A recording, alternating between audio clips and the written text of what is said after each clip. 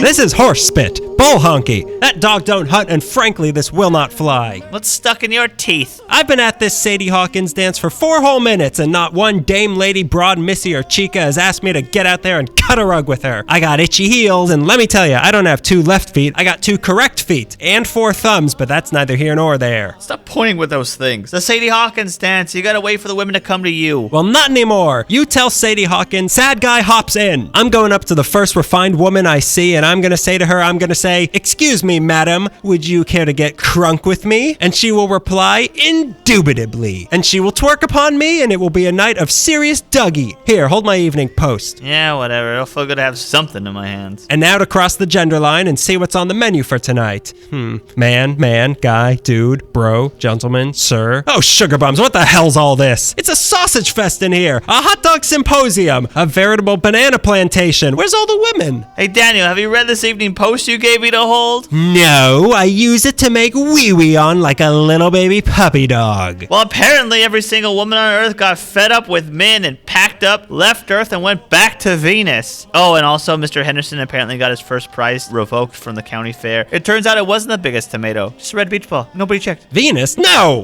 Who needs them? Let's just go see some bands play. What girl groups are performing tonight? That's the only kind of music I like. All right, let me check the listing. Okay, we have the Spice Boys, the Goo Goo Guys, and Jose and the Penis Cats. Well, maybe let's just try the radio. Anything to get my mind off these missing women. La la la la la.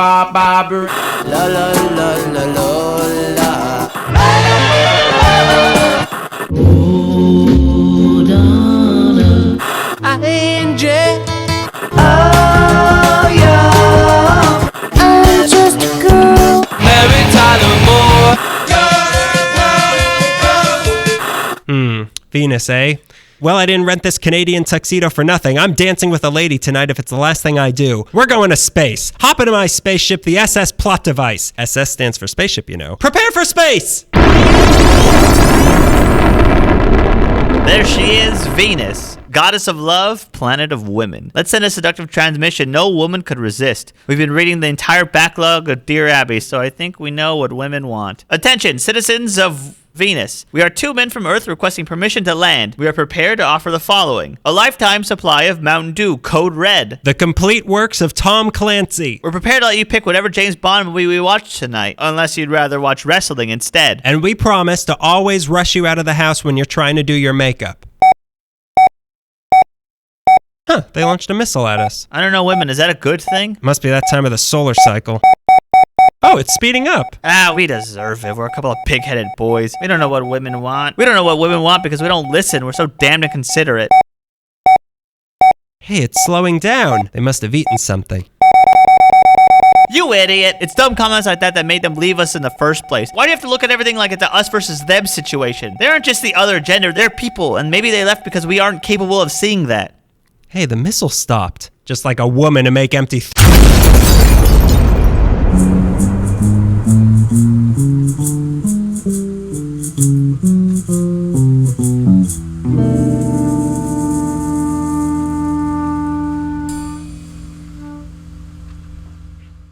Hi there, this is Hallie Meekly. I'm Greg, friend. I'm Daniel, buddy. Welcome to episode 51 of Hallie Meekly. Thank you. You're welcome.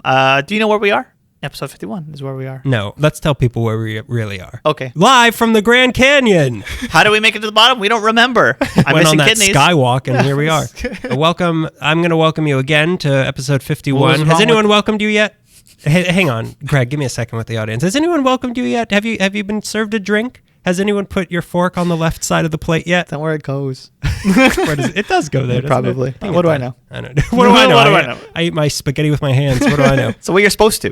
the way Mama used to do. That's how you know it's ready with your hands. That's how you know there's no shivs in it, like the mafia was always trying to do to me. This isn't jail prison. I know that because there's a lot of shivs and glass in the spaghetti. Jail prison? This isn't, oh my God, it's in jail spaghetti. Yeah, this isn't bathtub spaghetti we're having here. This is like Mama used to make. All right, so speaking of Mama, episode 51, Nice. We're talking about the Mamas of Los Angeles. Okay. Not the Mamas and the Papas. That's another episode. 52. 52. This one Keep is... California dreaming.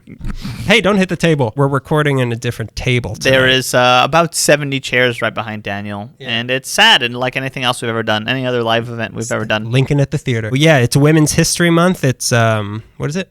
It's March. March to September. Nailed it. So this episode is about historic women of LA. People who've made a big splash in the city. So yeah, we're gonna be talking about women. Women, ever heard of them? Talking ladies here. Greg, do you want to start us off here? I would love to. Oh, I'm starting a new thing where I name each segment I do. Have fun. Thank you. This one's called "It's a Business Doing Pleasure with You."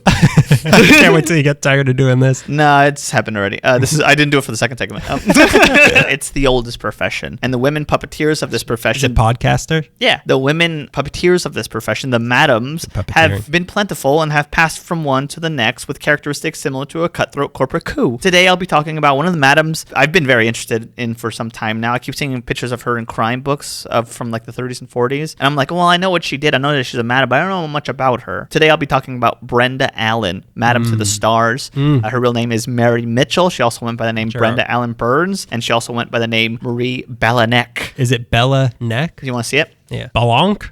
Is it Balank? Balank. I put Balanek. Okay, so not much is known about Brenda Allen's upbringing. We don't know where she's from, but we do know her real name is Mary Mitchell. We also don't know much about her later years in life, so it seems like she exists solely in the years from the 30s to the 50s. Do you think she was a replicant? She might have been a replicant. I've only seen the first Blade Runner. Maybe is the second Blade Runner about 50s Los Angeles? 2050s. It's mid-century Los Angeles, but a different century. I've only seen the first 6 cuts of Blade Runner. I don't get that. I've only seen 6 hours of behind-the-scenes footage and a bunch of people telling me it's a really important movie. I don't get that. I bought an Atari. What more do they want? I never thought I'd hit a movie that Harrison Ford would have said, but here we are. 6 days, 7 nights. Let's give Morning Glory is the work cut of Morning Glory. You think that he might not actually be a news broadcaster. All right, back to your sex talk or whatever. It's calm down, okay? I know you're getting horny over there. Super horny. That's why we have to watch out for this table wiggling. What's that? Is that a dog running on the table? Yeah, it's a dog. Let's give a brief history of the madams who came before Brenda Allen. It should be said up front. Yeah, not all of them. It goes, of course, back to, it's the old profession, probably goes back to the 17th century. But not in this case, because I just want to talk about 20th century madams. 17th century? Yeah, 17th century madams. I mean, it's the oldest profession. There have been professions before the 1800s. No, I'm just saying in Los Angeles, because it was... Someone was selling someone's flesh earlier than that. Let's go to the archives. You think Michael Holland has documents on that? He's got all the used diaphragms of... They all made of wood. Okay, so it should be said up front that the cops... We have children listening to this now. It should be said up front that the cops in this era, the 20s to 30s, were clearly on the take. It wasn't just that era, obviously, but you know what I mean. For any madam that I talk about, there are cops that have been paid to offer security and clearance for all this stuff. The current madam, whoever she is... Second oldest profession. What's the first one, cops? No, the oldest profession is prostitution. Second oldest is cops being paid to protect prostitutes. Yeah, later they were given badges. So whoever the current madam is... They didn't need them because they stunk. Stinking badges, not the prostitutes. Thank you. I got it by the third sentence. I figured out what you were doing. I think the badge is a replicant. Go on. Please don't make Blade Runner the joke that runs throughout this episode. I really hate that. I would really hate that if that was a thing that happened. So whoever the current madam is could usually count on the cops to give a pre-raid warning to clear out some of the customers or Johns whose names were pretty big. Almost as big as... Stop that. I was trying to add flavor to the joke. I mean, we're talking about big. You heard that thump. So first there was Lee Francis, who was quite generous to the police department. For the arriving vice squad who'd kick in the door or whatever, she'd offer chilled French champagne and Russian caviar and was waiting for them. After no one was getting arrested, the officers would sit down and enjoy their royal treatment. So they would kick down the door and then sit down and have champagne. Yeah, and they would go through the formalities of like, blah, blah, blah, blah, fill out paperwork and then throw it away and then eat all the food. Do you have saltines? There's a prostitute named Saltine. At some point, she must have missed a payment or whatnot, or put the wrong caviar because she was arrested and spent 30 days in jail for morals charges. And if you're thinking what damage could be done in 30 days when you're not, around your business, know that she was quickly usurped by Anne Forrester, who was dubbed by the police the Black Widow. I don't know why they would call her that because they all work for her. During the late 30s, after some time running a lavish prostitution business, the Black Widow was raking like $3,000 a week and collected like big time Hollywood clientele. I can't get names on anybody, but supposedly the files containing names of the male customers was obviously with any madam you got to look out for your little black book, but I can't find any. They keep the names of the customers in the little black book? Yeah. So like all the big Hollywood stars, you get your name and what you like and what girls you like and how much you pay in a book. This is why every madam has to protect her book, obviously, but I can't find any online. I would just want a PDF of a... It's well protected. Yeah, I want a PDF Did you check under her mattress? Is that a PDF? Is that a server? From what I can tell... Under her mattress mattress.org. Don't go there. Please, kids, don't go there. From what I could tell, Guy McAfee, who was a former vice cop, we talked about him in the booze episode, was the boss of the business for Forrester, and it was the Black Widow that managed his prostitution business. She was the one who took in Brenda Allen. According to Mickey Cohen's book, Brenda was turned out, quotations, whatever that means, in San Bernardino, and then she ended up in Los Angeles after that. She made her professional debut as a teenage streetwalker in a seedy stretch of West 6th Street between Union Avenue and Alvarado, sort of where the famous cop stop, the Pacific Dining car, is around there. I could see that. I could see that too. It's, I'm sure someone's there right now. let's get in the car. Dining car. She was discovered by Forrester and was taken off the street and into a pricey brothel. Under McAfee, Forrester ran multiple houses of prostitution, promising girls net incomes of $300 to $4 a month, and overseeing, managing, pimping, explaining, whatever you want to call it, about 200 women. That's like half the women in the city at the time. There was 400 women in 1920. That's 51% of the population of women. Her reign came to an end and she was convicted of pandering and went to jail. Pandering. Selling ladies. Oh. At Forrester's trial, Mayor Fletcher Bowron, the famous reform mayor, unsuccessfully pleaded for a lenient sentence because, quote, her information was of great value in determining the identity of those police department members whose honesty was questionable. Shady. So she's arrested in 1940 and sits in a jail on charges of running a white slavery ring. I read an article. The article went over the court transcripts, which I couldn't find, and this line was used. Get ready for it. The Black Widow preyed on the sexual innocence of young women, but, worse yet, was associated with interracial sexual commerce. Okay, worst generation ever. Thanks. Her testimony also provided a window into the business operations of a Los Angeles organization called The Syndicate, which you remember again for the alcohol episode, consisted of a group of men: Charles Crawford, keep that name in your mind, Kent Perrott, Guy McAfee, and some others. You the antivirus guy? Yeah, it's a joke that you made before. I made that about Norton Simon, I believe. I don't know. Let's listen to all our episodes and all the throwaway jokes that we have. Believe me, they should be thrown away. Ha ha. The Syndicate had a group of men who had absorbed many brothel operators and sex workers into a more top-to-bottom, meaning hierarchy, not innuendo, top-to-bottom business structure, which 6 to 9. Which succeeded in dominating not only prostitution, but also gambling, illegal liquor, smuggling in the city. Their power came from the fact that they, of course, ran City Hall. They were the City Hall gang, so no one was going to get in trouble because consequences for other people. So even if Forrester squeals on them, so what? No one can do anything about it. So she served 4 years for this, for pandering. She must have not paid the right people. And we know that even 30 days away from your business is too long. So it's 1940. Who's going to take over? But of course, the 21-year-old, shapely, statuesque, redheaded party girl herself, Brenda Allen. Although I heard by 1948 she was 36, so I don't know how old she was by 1940. Let's just say that she was 28. Older woman, beautiful. 28. 28, beautiful older woman. She's 28. With the door wide open and the well-tuned operation that the Black Widow had set up already, Madame Brenda Allen became the Empress of Alley Vice, selling dirty. That's what we're going to call Whoopi. To 1940s era dirty. I'm making dirty here. She's selling dirty to 1940s era's millionaires and movie stars. I read this in an LA Times article. Brenda Allen was a teetotaler with a hint of Southern drawl. She had a mind like a cash register. She gave exact change? Yes, she gave exact change. She went with her mouth. That's all I could read without having to subscribe to Time. She was also friends with crime lords Mickey Cohen and Bugsy. I almost killed Goebbels Siegel. Brenda was cautious in many regards and others not so much. Instead of running a brothel that had like a centralized location, a bawdy house, a house of ill repute, if you were. Cat ranch, if you will. A rabbit house. A rabbit tunnel. No, that's an act. Brenda Allen ran a telephone exchange service to communicate with clients. By 1948, she had 114 pleasure girls / sex workers in her harem, and she was raking in about $9,000 a week from this. Oh my God. Did they do phone sex too? Did that exist? I mean, they had to. They had radio programs, right? It matched the time, the entertainment of the time. Now talk like the Shadow. Only the Shadow knows. Where to kiss your mouth. I don't know how Whoopi works. The girls were analyzed as to their more intimate characteristics, which were then carefully noted on file cards for cross-tabulation with their clients' preferences. Gross. Brenda Allen would take 50% off the top, a third going to pay the corrupt cops, doctors, lawyers, and bail bondsmen, and the rest was divided amongst the girls. Her call girl service ran out of her apartment at Casa Fedora, which still stands at 861 South Fedora, which is close to Vermont Avenue and James M. Wood Boulevard in Koreatown. And now it goes by Fedora Woods, which sounds like the name of a golfer or something. She could be reached by phone designation, and this is real, HO2555. Now, she didn't run like overtly sex work. She ran an ad for her business, though, and anybody in the know knew what she was selling. She ran an ad in the Players Directory, which is published by AMPAS. It was later discovered that the clientele was made up of 250 entertainment industry figures, politicians, and gangsters, which is why she's referred to as the Madam to the Stars. She distributed her phone number to select cabbies, bartenders, and bellhops to put the word out to the classiest clients. It was rumored that she ran a Dun & Bradstreet check on prospective customers to ensure their suitability. I can't tell if this next fact is cautious. What does that mean? Dun & Bradstreet isn't like they check your finances and stuff? Dun & Bradstreet? Yeah. I've never heard of that before. Maybe it's old. I looked it up and I forgot. People listening probably know. They're all old. Except for those kids. Except for that 9-11-year-old who can't listen anymore. Sorry, kids. Not this one. Well, we're doing pets next month. Dead pets, no. This next fact, I can't tell if it's reckless or not. She boasted that she would never spend a day in jail, though she went to jail many times. Brenda Allen, what's your secret? Well, one thing that Brenda Allen, aside from her previous madams, is that she was in a relationship with an LAPD sergeant, Elmer Jackson, as the LA Times put it, her lover and business partner. And I'm going to henceforth refer to him as Mr. Brenda Allen. It's cautious in a way that she has a trust with the LAPD beyond a financial transaction, although he was getting $50 per week from each girl, so roughly $5,000 a week. This relationship kept her business safe from the entanglements from the law, which along with how she ran her business helped her thrive. And although I can't tell if she was having another relationship with another LAPD sergeant, Charles Stoker, or not, he was getting paid too. But the LAPD was on the verge of changing. This is 3 years away from the Parker years of LAPD. We haven't gotten into Chief William Parker yet, but he single-handedly reformed LAPD from being criminals to more secretive criminals. That's a lot of money. $50 per girl. Per girl. Like, is that for one night of work? They're making $50 from one of these people? No. He's getting $50 per girl, but she's making probably more than that. More than that? That's a lot of money for the 40s. Is there a coupon code? Yeah, but it's a dirty word. You can get arrested for it. Use promo code scandalous.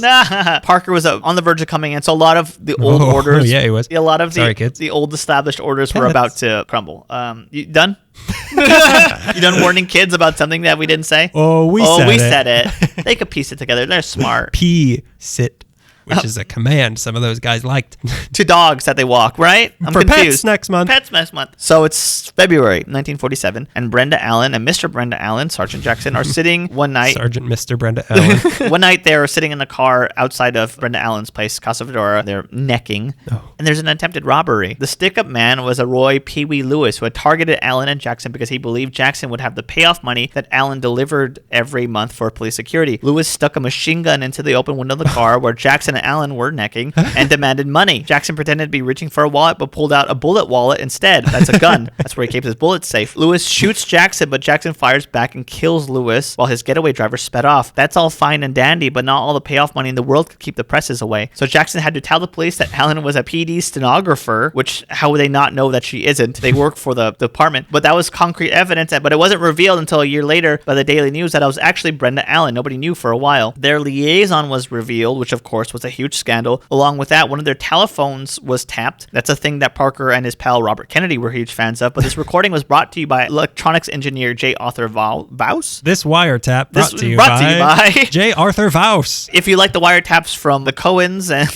this wiretapping further cemented the relationship, a relationship that was revealed to the world by Mickey Cohen when they were trying to bring the hammer down on Cohen. This was like his ace in the hole. This exposed a huge corruption in LAPD and of course was one of the last straws in an aging crime syndicate before a huge reform swept through. Allen and Jackson were finally arrested after Allen was caught trying to recruit a young girl named Audrey Davis to her harem, who turned out to be a police lady. The key players in Allen's operation included not only Jackson and Stoker, but other vice cops paid to protect sex workers. The scandal forced police chief Clemens Horrell into early retirement. His place was temporarily taken by former Marines Corp William Wharton, who was eventually replaced by hard-nosed William Parker, who of course led the LAPD reform. Her arrest shook up the Hollywood elite, which instantly began buzz with rumors about a little black box containing the names of 250 clients coming out, but nothing and no Now it's evidence. a black box? Yeah, it's interesting because we might have a black box coming up in one of the later ones. Well, there isn't, but, airplanes. Airplanes, the idea of one. The idea of technology that would have later existed. But did it in this And case. could have helped, but yeah. Of course, it wasn't there.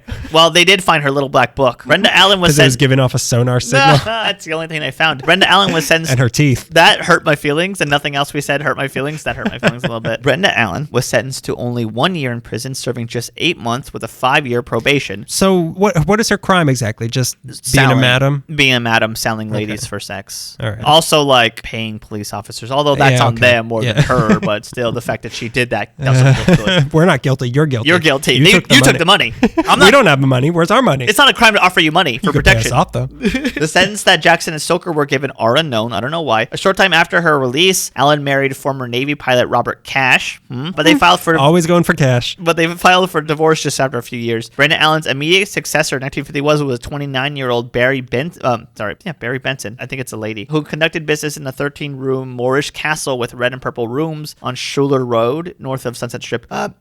Benson's business was It's malfunctioning. He must be a replicant. I don't get that. He must have heard a poem about a bird and malfunction. Benson's business was the first one to go under after William Parker took over. Brenda Allen retired into obscurity and died in 1968. It's literally all we know about her. And there's no nothing after when she got... I did pretty thorough searches, but I couldn't Yeah. really find much because I don't know her real name, but then like who knows how many names she had after she got married. You know what I'm kind of noticing in this and my first story, and then trying to find other stories, women's history not well documented. No. My next one is, but it's almost like over documented where like... because she died. She died, yeah. No, she documented it. I didn't say she died. Well, she died. They all die. We all die. We all died, Greg. Yeah, that's Brenda Allen. You know- Seller of ladies. Seller of ladies. Lady of ladies. Well, you know what happens when you do bad things? What? Tell me. The police get involved. Stop it. Sometimes. They want money. Does this one want money? Bad girls, bad girls. What you gonna do? What you gonna do when a cop's hire that looks like you? That's right. This story is about the woman who became the first female LAPD officer, Alice Stebbins. Born June 13th, 1873 in glamorous, cosmopolitan Manhattan, Kansas. Oh, Kansas. The city that always sleeps. City that only sleeps. She followed her family because she had no other choice to Hiawatha, Kansas, where her dad started his own newspaper, but a Kansas life was not for her. She moved away to go to Oberlin College in Ohio, and then she went to the Hartford Theological Seminary in Connecticut, where she split her studies between two subjects. One was Old Testament history, and one was criminology. And as you can guess, She became God. she was a junior god at her school. She was drawn more towards one of these subjects than the other, so she became a pastor, just like we always knew she would. She started filling in for pastors who were on vacation throughout the Northeast. She became the first female preacher in Maine. Closest thing before that was a lobster. And by 1900, she had a permanent position as a pastor's assistant at the Plymouth Church in Brooklyn, New York, the real one, in Brooklyn, Alabama. Just walking around Manhattan, New York, like, this isn't anything like Kansas. But the pull of her middle America roots was way too strong, so she moved back into the nougaty Christian center of the country, and she pastored around there until she was given a full-time position in Perry, Oklahoma in 1903, making her the first female pastor in Oklahoma as well. Wow. Closest thing previously was 2 lobsters. 2 lobsters and a lot of dust. Here she met a man named Frank Wells, but who cares what his name is, and she married him, becoming Alice Stebbins Wells. And they had 3 kids together, but in 1909 it was time for a change, and for people in the early 1900s that always meant moving to Los Angeles. Yeah, it really did. You feel depressed? Move to Los Angeles. They have a lot of sun there. Does sun make you depressed? I mean, the saddest thing there is 3 lobsters. Here, Wells became a social worker trying to help out women and children, but seeing as how women were still 11 years away from getting the right to vote at that point, she had a hard time trying making any lasting changes in the system. So she did see one job, though, that she felt would give her the proper power to protect women and children, a position known for its power and abuse thereof, an officer in the Los Angeles Police Department. Get it. She had Stebbins. stab it. Stab it. She had dabbled in criminology at church, so she figured why not? She was qualified to do it. So the only qualification she was missing was needing to wear a cup when she played football, if you catch my meaning. She was not a man. Oh, okay. I get the drift now. Women had been a part of some police forces since either the 1840s or 1890s, but they were as matrons or workers, which meant that they only worked in the prisons to take care of female prisoners. Yeah, I've seen The Alienist. I get it. Is that what that's about? Kind of. How could it not be about aliens? I know, right? It has purple in the international color of aliens. It's called UFO, but it's not about aliens. It's called the X-Files, but it's about cops now. I guess they were kind of cops. It's believed now that... Alien cops. Spooky police. So it's believed now that a woman named Mary Owens was hired at the Chicago Police Department in 1891, which is earlier than they originally believed. Yeah. This woman did have the power to arrest people, but her duties were restricted just to child labor law violations. Okay, she can arrest children that are working overtime. You're working too hard. Sal over here. Then there was Lola Baldwin, who was hired by the Portland, Oregon police in 1908 as a female detective. Cool. But it's not believed that she had the power to arrest people. So it's up for debate, but at this point in time, it doesn't seem that there was an on-the-beat police officer with the power to arrest in the United States. So in Los Angeles, there definitely was not one, but that didn't stop Alice. Get it, Alice. Alice doesn't live in Kansas anymore. That combines way too much stuff. That made me nervous. We're crossing universes here. What is this? Yeah, we're crossing the Alice Doesn't Live Here universe and the Oziverse. We represent the Veterans Guild. Or what is Alice Doesn't Live Here anymore about? No. Isn't it about a Vietnam veteran? I thought it was about drug. Let's go ask Alice. I don't know. Who cares? Nobody listening. No, they care. The 9 and 11-year-olds, they care. 9/11 cares. Never forget those two kids. In May 1910, she started a petition. She said on it, children and abused and sexually assaulted women need a female police officer to confide in. Most women were extremely uncomfortable in reporting crimes to male officers, and that she should be hired by the LAPD to take care of this. So I could see that. So she got 100 people to sign it, which at that time was 95% of the city. And she brought it in front of the city council, the police commissioner, and Mayor George Alexander. And in a decision I'm really surprised by, all these old white men agreed. And on September 12, 1910, at the age of 37, Alice Stebbins Wells was sworn in as a detective with the LAPD, the first female police officer with full power to arrest people. She was given a telephone call box key, a rule book, a first aid book, and a badge. What they didn't give her was a weapon, a uniform, or any formal training at all. Okay, the weapon, I could see them not giving it to her. Did other cops have weapons? Probably. Yeah, But they did? Okay. The formal training could help, or though. a uniform. Or, Well, I guess they didn't. I mean, what do they know about all designing cowboys women's at clothes? They all brought their own chaps from the Civil War.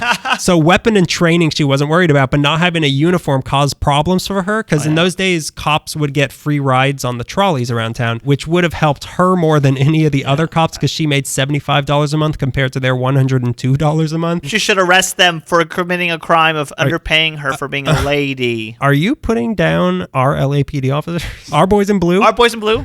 The boys of summer? She wanted to take the trolley for free. She hopped on board and she showed her badge to the conductor, who refused to believe that she was a cop, and he accused her of stealing her husband's badge. Go back home. Go curl your hair. Give this back to your husband. I know you're putting handcuffs on me, but I don't believe it. What is this? Your husband's handcuffs? What is this? What an ass. So she decided that she sewed her own uniform. She made her own. It was khaki colored jacket and a long skirt. It looked pretty good. The department even gave her a new badge that clarified who she was. Really, a cop. I'm not joking. It said policewoman's badge number 1. Hell yeah. And a thumbs up. A female police officer was so interesting to people that her hiring, it became a national headline. One paper said, if you happen to be prowling around the streets late at night in a suspicious manner and are accosted by a woman who informs you in a gentle voice, she is an officer of the law, and then flashes a tar on you. I think flashes a... Not a star? Star, you're absolutely right. I was a cowboy, so. I brought it from the Civil War. It's made out of rebels. Flashes a star on you to make you believe it. You better believe it. Justin Bieber they were just getting ready for Bieber Mania or whatever. You give me Bieber.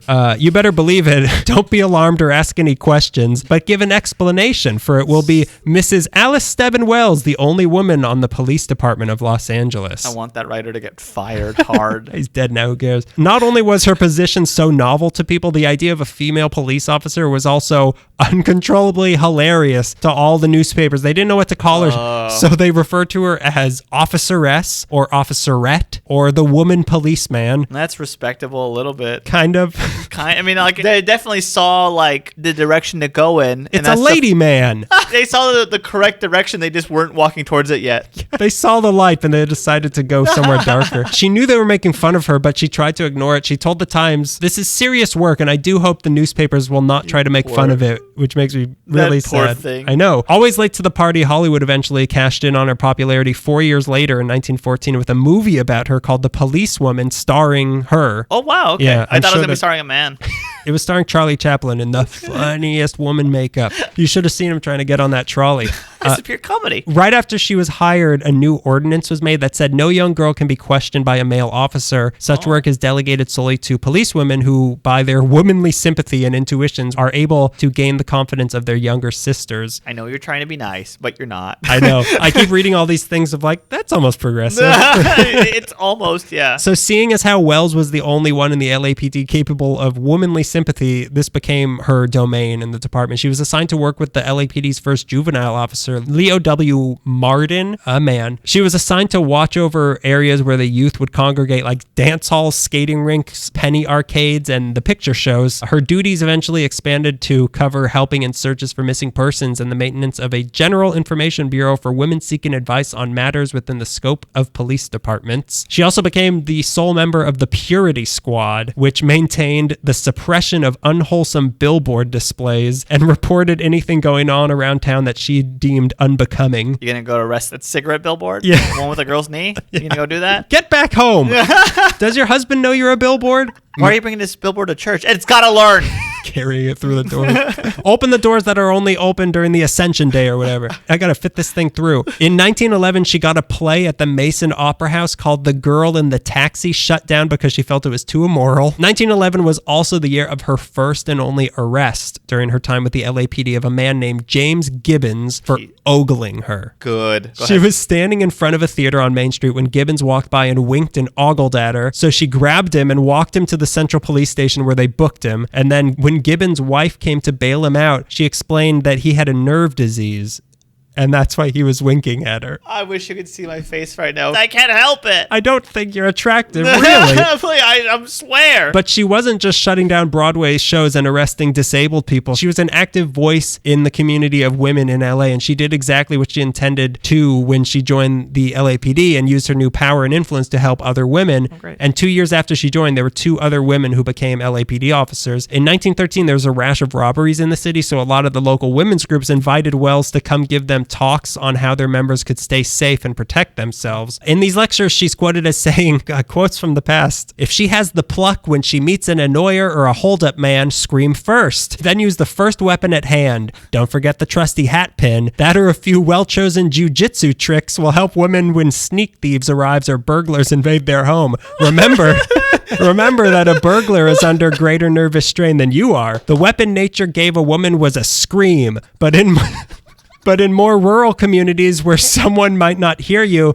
then it would not be bad to know a few bone-breaking tricks." I mean, she's not wrong. Not Those are wrong. Good lessons about the hat pin. Be a woman, but if you have to, rip their throat out. Gouge their eyes out with your thumbs. So she was a really charismatic speaker, so she started doing more and more talks like these. She'd visit schools and women's organizations and give talks on social hygiene and sex ed, which was really, I mean, the 19-teens, that's great. That's really big. It's helpful. Yeah, I mean, I could use some. In 1914, she was allowed, I don't know what to do with this thing. In 1914, she was, or how to clean it. In 1914, she was allowed to go on a speaking tour that took her as far as New York, where she pleaded to the New York Assembly to allow women in their police departments, and the reporters covering it had to say of her heartfelt plea, "She wore a khaki uniform and a large shield. Her brown hat with an attractive plume was distinctly feminine." The worst generation. Every generation was the worst. generation. Until us. Until us. We did it right. I'm adding myself to the generation of those kids who are fighting for gun control change. I'm really young. I'm one of them. I'm really young, yeah. I'm not part of your generation. But still, her tour, even though they were just talking about her clothing, it was a success and people actually did listen to her. She got New York and Massachusetts to make laws that towns with over 20,000 people had to have at least one female police officer. Before that, they just had 4 lobsters.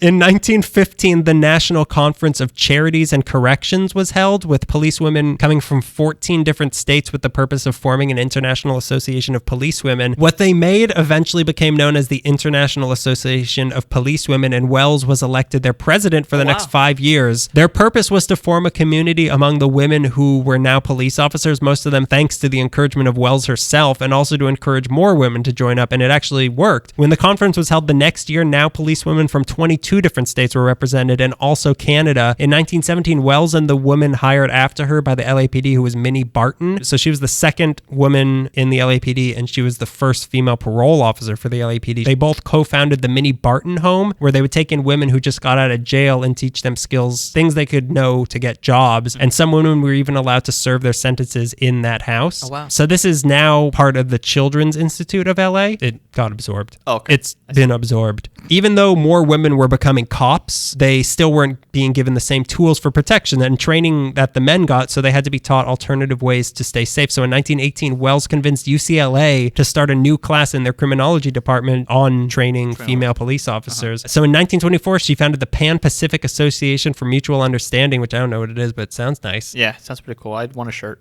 We can sell them as merch. I don't know.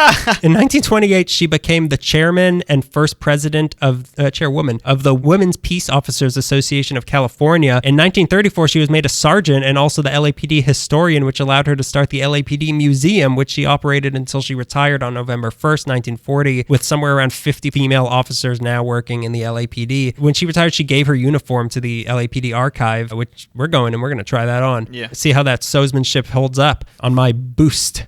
My bosoms.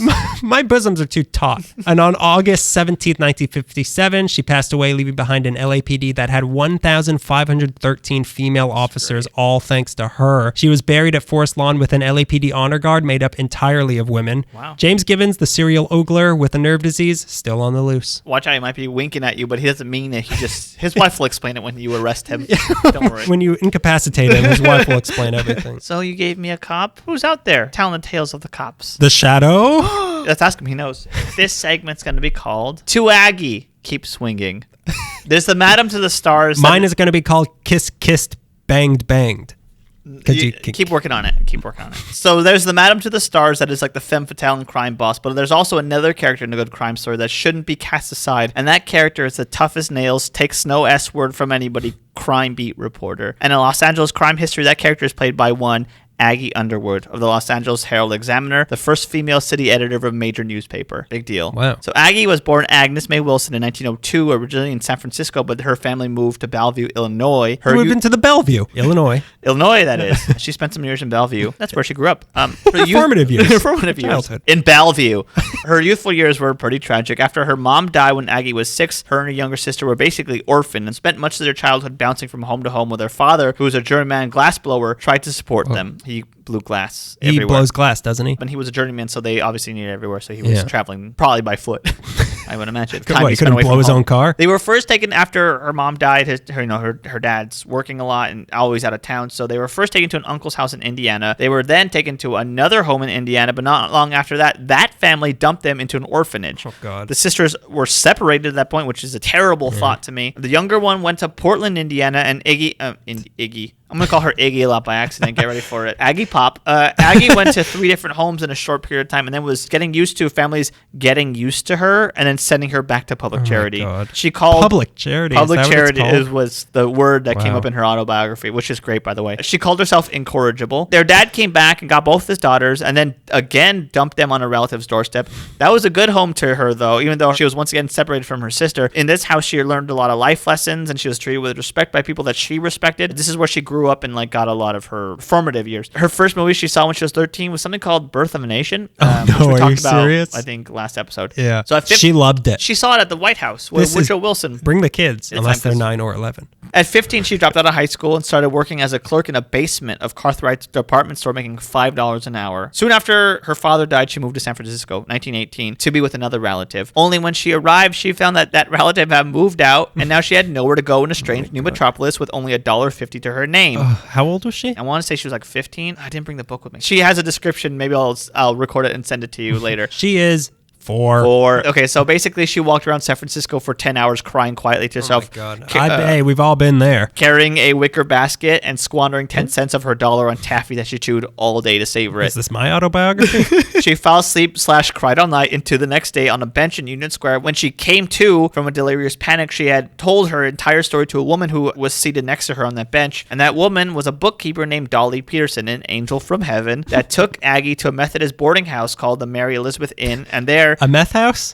You said meth house? What'd you say, meth house? Mary Elizabeth Inn is Methodist boarding house. Aggie got a warm meal, a warm bath, and a warm bed, all because she had a letter from a Methodist clergyman from Portland in her wicker basket. She's like Felix with the bag of tricks. And she was able to, because of that letter, get permanent lodging at this place. She soon got a job as a messenger at the White House department store. White House. Wait, what? There's a department store called the White House. She got a job She was there. an aide at the White House department store. White House department store. More good fortune came her way when she was able to use 3 months of another woman's tuition for business college and got handy at typing. Wait, how did she get another woman's tuition? There was a woman who only did 3 months of a year's program and left. And So then she took her identity? She took her identity. She Dick Whitley'd?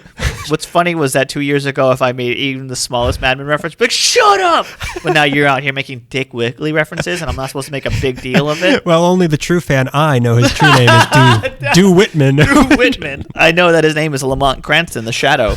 Don Draper knows. Don Draper knows. Just don't ask him because it's really sad, whatever he says. And he won't tell you. He might just throw a drink in your face. So that was good fortune, was getting this business school. Bad fortune came her way when a relative sent Aggie a message saying that she for sure 100% positively had a place for her to crash in Los Angeles. And after 3 months in sunny California, she was out on her bottom again. But at least this time she had a job when she was on her bottom.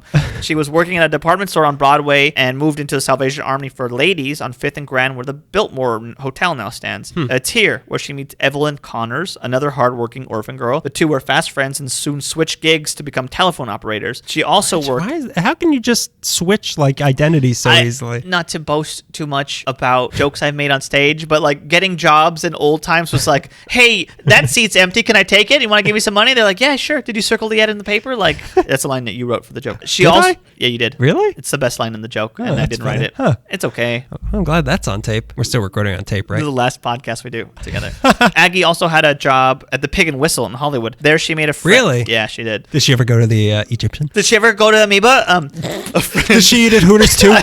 She got the discount at Hooters from Carolyn too. She made a friend who was a soda jerk there, who was also an adopted son. Well, she wasn't adopted, but you know what I mean. Also a child. Bad, sad stuff. Child of sadness. One day, her Hollywood relative who had kicked her on her bottom came back and insisted for some reason that she move back in with her, telling sweet Aggie that if she didn't move in with that relative again, that she would report her to the juvenile authorities since she was too young to be living on her own. She told her worries to her... She was under 18. I think she was like 16 at the time. She told all her worries to her soda jerk friend who was who had a curious suggestion. He was like, well... Tell it to Willie. He had a curious suggestion for her not having to move back in. He's like, well, you can do whatever you want if we were married. Let's get married. So they got married. So Classic. in April of 1920, classic move to keep a girl from having to do something she doesn't want to. Here's another thing you don't want to. From keeping your girlfriend from having to move back into the orphanage.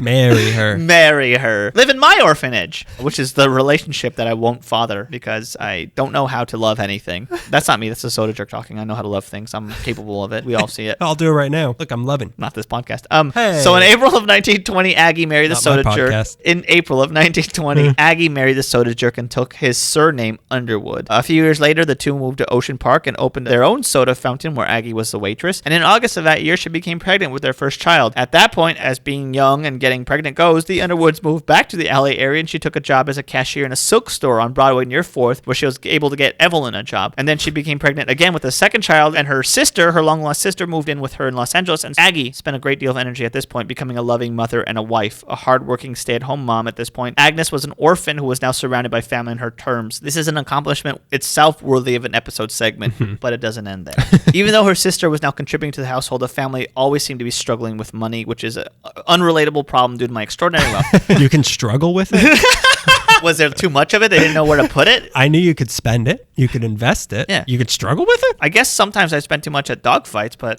That's how I made my first $3 million. At dog fights. Pets, stay tuned for pets next month.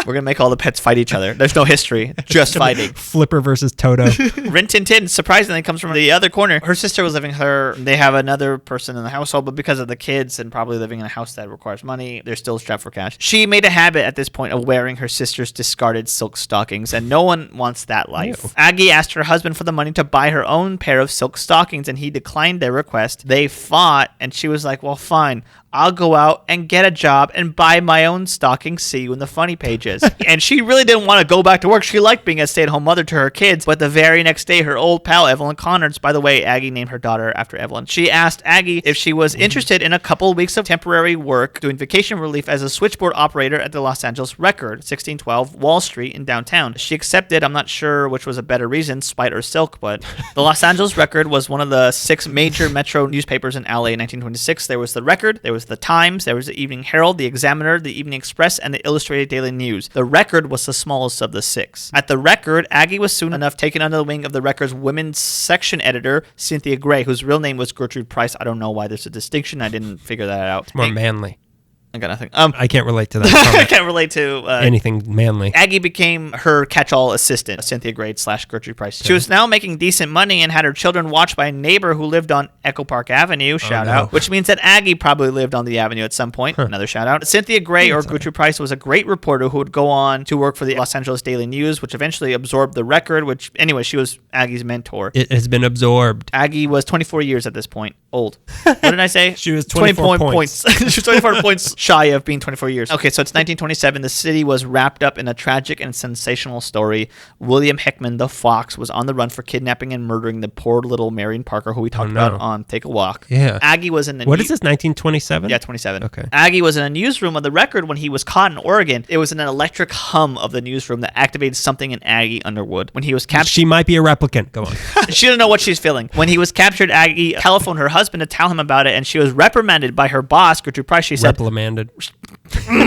Sorry, that's just the sound I make when I'm upset. She said, what would happen if the Record had a story exclusively? If you had telephoned your husband and if you told someone who mentioned it to the opposition, we could be scooped on our own story. This taught Aggie an important lesson: never talk outside about a story until it was in print, circulating on the streets. The city editor, Rod Brink, noticed Aggie was interested and said, if you're interested, take this dictation. And that bug bit her. And now she's Spider-Man. She's J. Jonah Jameson.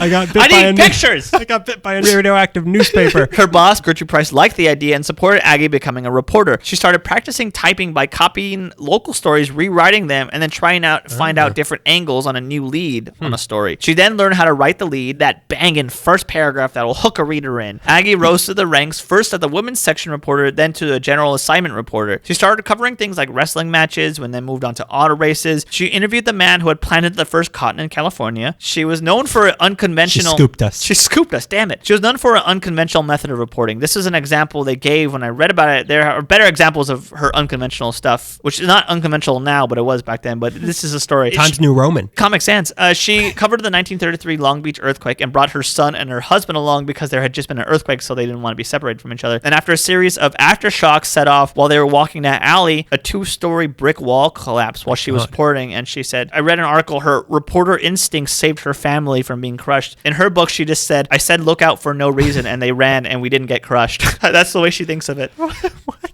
More importantly than saving her family was her angles on stories. I keep writing angels. She's a Methodist. We're getting back to Charles Crawford, the Grey Wolf, who we talked about, who was part of the crime syndicate, the City Hall gang. Him and a guy named Herbert Spencer were gunned down. Listen again to the episode on alcohol. That story was developing. There's a lot of stories covering the shooting and the surrender of the shooter named David Clark. Aggie saw that no one tried to interview Clark's parents, so she tracked them down in the phone book. They lived in Highland Park. She got an exclusive interview with them with photographs. She got a 2-column picture and a story on the front page with the headline, Mrs. Clark says son is innocent. They say That's not catchy. Mrs. Clark, you've got a lovely son. Mrs. Clark, you're trying to seduce me into innocence. You're trying to equip me.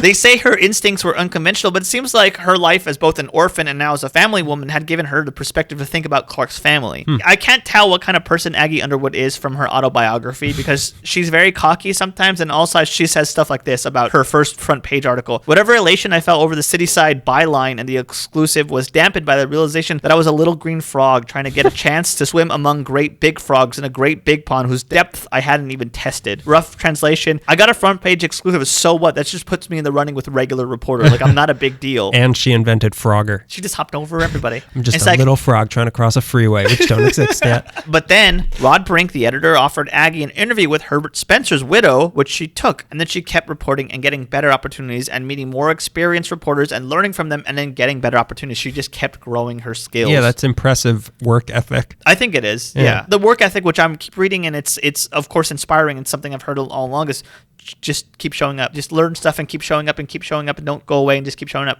Wish we could learn that. I want to quit so bad everything. She became legendary for her hard-boiled quips and jabs. Whilst viewing the stiff, sheet-covered body of movie actress Thelma Todd after her mysterious death, which has not been solved to this day, it is rumored that Aggie said of the men who surrounded her, can you imagine what any of these guys would have given to be under the sheet with Thelma Todd? By the way, her first autopsy she had ever attended. The guys around the office were like, well, we got to break her in. And it was kind of like a testing thing of like, you want to go to an autopsy and see a dead body? And she knew it was a test, and she was one of the only staff members who didn't get sick when she saw Thelma Todd's dead body. It was reportedly her and just the guys from the coroner's office who had stayed for the show of the autopsy, the show. All the other staff members had, as Joan Renner said, tossed cookies. Still not a phrase I'm familiar with. You should be. You eat a lot of cookies and you vomit in public a lot. You should be familiar with the phrase tossing cookies. Cookies don't make me vomit. Cookies would never do that. Cookies don't kill people. You do. I've seen it. That same year, 1935, there was a shakeup, not an earthquake, a shakeup. Look out. She was offered a job as a reporter for the Herald Express, which was the big leagues. The Los Angeles Examiner was founded in 1903 as a morning daily newspaper, and at the helm was old Citizen Kane himself, William Randolph Hearst, Oh boy. Billy Randy. If you ever wonder how big of a deal he was, you should go visit his castle. It was the later years, the 50s-ish. I love it too. That pool, gimme. I want the movie room. I almost said, well, he's going to fill pea jars, but that's a different person. That's a different millionaire. That's a different guy with a nice pool. Don't go in the pool because it's just urine and fingernails. His pool is one giant jar. Good mustache, though. The Examiner... That's no mustache. It's more pee. In the later years, the 50s-ish, the Examiner became the largest afternoon daily in the nation. The Examiner was known for eye-grabbing headlines, muck-raking expose. I put racking here. Muck-raking exposés, sensational stories, color comics. She better not flash her tar at you. They had color comics. Crazy Cat was published in the Examiner. You know Crazy Cat. It's say the one that George Harriman. So he throws a brick. What? No, he throws a brick at the cat. George Harrison throws a brick at a cat. George Harriman, the cartoonist. Oh, George Harriman. Yeah, has a comic strip. Okay. Where a mouse throws a brick at a cat, and the cat loves the mouse, and I think the police officer loves the cat. It's weird. I was thinking this was a scene from I Got My Mind Set on You music video. I thought he said George Harrison. It would make sense that he throws a brick at a cat in that music video. Yeah, no, I see it. He's got his eyes set on him. That's why. My mind. They're also known for patriotic editorials that bordered nationalism. Hearst also ran the Evening Herald and the Express, which obviously was a supper time read. And just to mention, in the 1960s, Hearst merged the two papers to become the Los Angeles Herald Examiner. Anyways, the Evening Herald has its roots back in 1873 and focused on local issues of Los Angeles and Southern California. The Herald started with a focus on agriculture, then moved to reporting primarily on Hollywood gossip and local scandal, reflecting the new 20th century Los Angeles, where everyone has a skateboard and every starlet is a target. And every target is a JCPenney. Most importantly, it was a paper for the working class, every person. The Los Angeles Herald Express was on Georgia Street in downtown LA between 12th and Pico. In case you need to know that, it is now where the Staples Center and the 110 is. In the 20s, the decade that watched Los Angeles go from being where's that city to it's over there city. It obviously becomes a metropolis. We said many times. The population, similar to the LA Times building, explodes. Two of the more well-known editors of the Herald at the time were two men.